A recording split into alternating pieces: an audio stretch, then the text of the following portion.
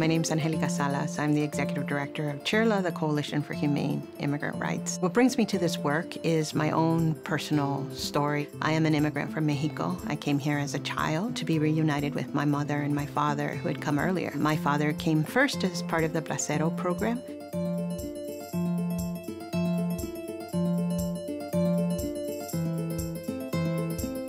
All our family came to this country undocumented, and we grew up together as a family. When we arrived here, I had a U.S.-born brother who I met when I came to the United States. We grew up with the understanding that there was a boogeyman, the immigration, right, migra, we get called, who could tear us apart and who could actually, I didn't quite understand it as a child, but could do harm to our family.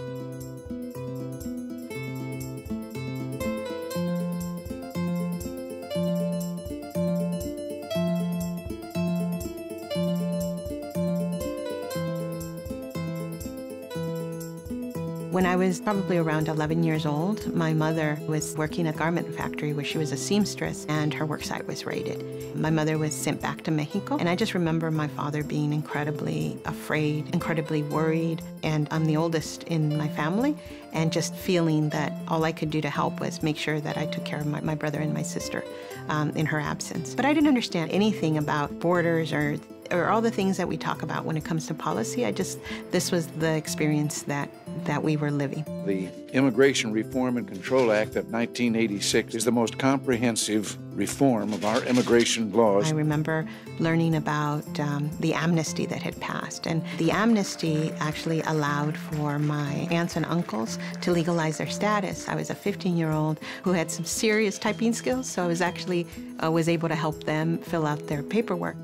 The law at the time allowed for the well-being of a U.S. citizen child, and so because of my brother, my mother, my father, my sister, and I, we were able to legalize our status in this country earlier than amnesty.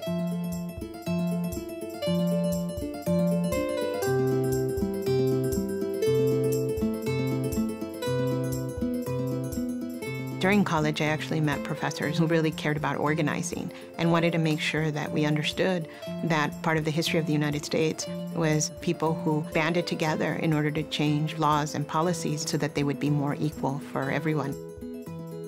And I wanted to be part of that group of people in our country's history that actually fought for change.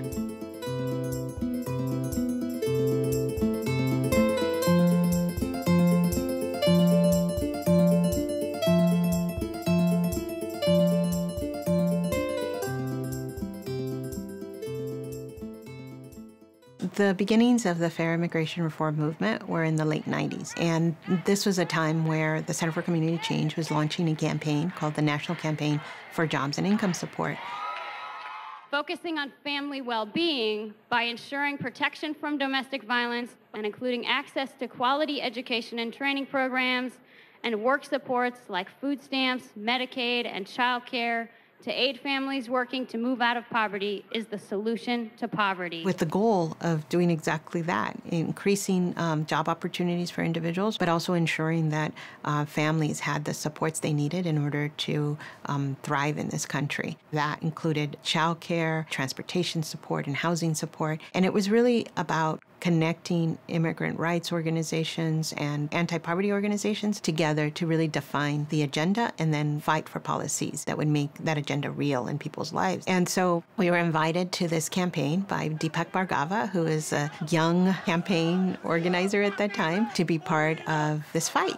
And we are going to make sure that every immigrant in this country eventually has the right to become a citizen and participate in this democracy. Today we march, tomorrow we vote. One of the things that we certainly made clear was that you can't fight poverty in this country without addressing the issues of immigrants, and that immigrants had to be absolutely part of our collective agenda and prioritized. One thing that I will forever be thankful for the Center for Community Change was that through this campaign, gave some of the first national dollars to actually advance a fight for, at that time we called it amnesty, immigration reform, and to really bring us together as immigrant rights organizations to think about what it would mean to create a national campaign that would fight for the rights of the undocumented in this country.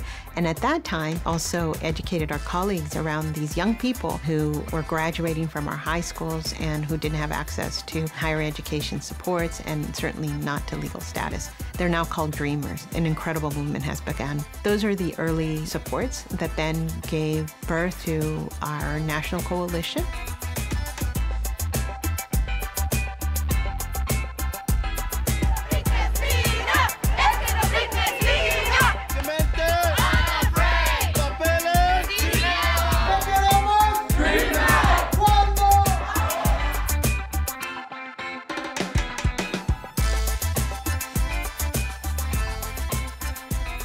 Most importantly, I think the organizing foundation of the Fair Immigration Reform movement was about making sure that we invested in the leadership development of immigrants themselves to be direct leaders in their own fight, and that they had the skills and the opportunities in terms of training and capacity to advance their own agenda. And I see myself as an immigrant certainly having benefited from a lot of that leadership development. Let me welcome a very good friend, a great leader from California, Angelica Salas.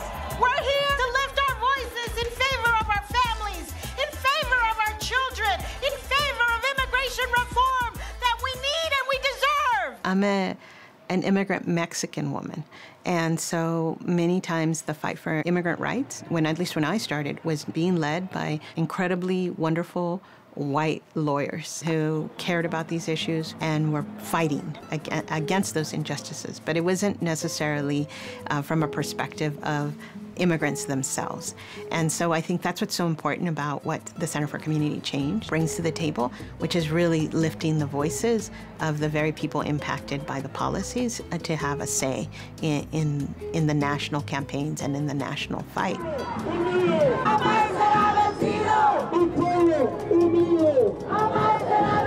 I think people underestimate how many times as women we have to do so much in order to be seen as credible leaders.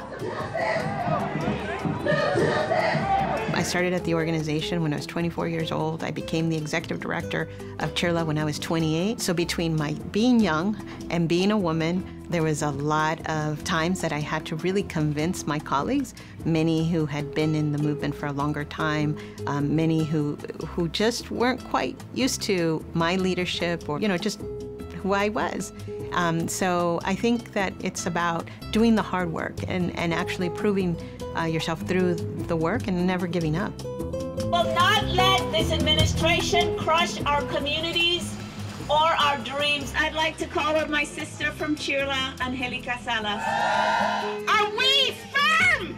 Yeah! Are we ready to fight? Yeah! Are we ready to fight on May 1st? Yeah! En la lucha siempre. Gracias, hermanos y hermanas.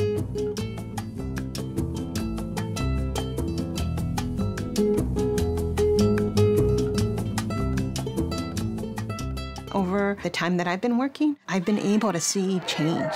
California has changed. Now we have in-state tuition for undocumented youth. Our young people have access to financial aid and Cal grants and student loans. We have changed policies so that you actually have better wages. And then there are so many policies in California that provide additional support for childcare, the elderly and the disabled. We now have health care for all children, independent of their immigration status. But things changed, not just because there were good policy ideas, but because people decided that they were going to be agents of change. They never did deserve you. Keep the faith alive. Looking out for love, but it's buried deep inside. Only you can bring it out, since if you see you find.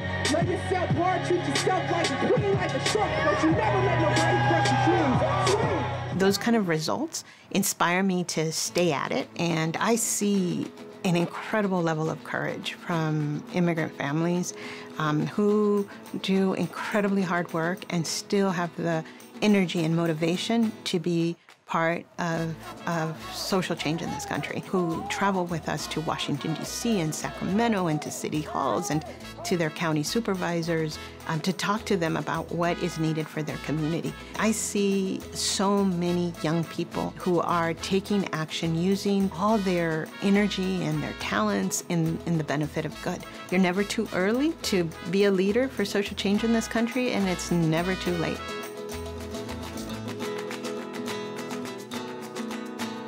The journey, it seems very long, but I also feel that we should always be very impatient and seek to try to have change as quickly as possible, and the patience to understand that if not today, you don't give up until it's won.